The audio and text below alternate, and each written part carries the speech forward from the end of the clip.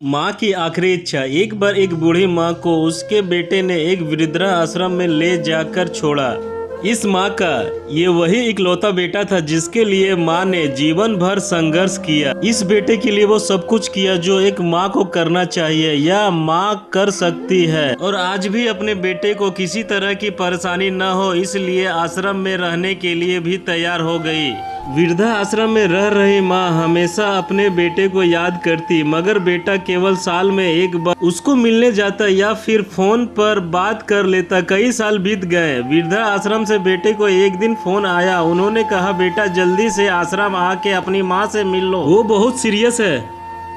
बेटा जब अपनी बीमार माँ के पास पहुंचा तब वह अपनी आखिरी सांस गिन रही थी।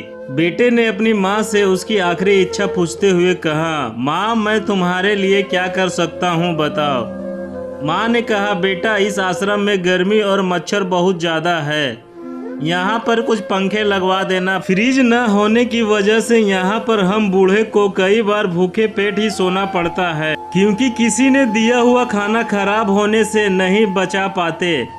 तो इस आश्रम के लिए एक दो फ्रिज भी खरीद कर दे देना।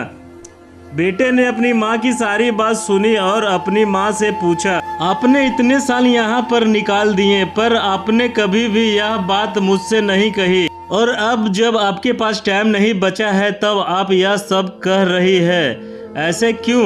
माँ ने बेटे को जवाब देते हुए कहा, बेटा मैंने गर्मी भूख और पीड़ा सहन कर ली, लेकिन मुझे पता है जब तेरे बच्चे तुझे यहाँ पर छोड़कर जाएंगे तब तू यह सब सहन नहीं कर पाएगा, इसलिए तेरी सुविधा के लिए मैं तुझे यह सब लगाने के लिए कह रही हूँ।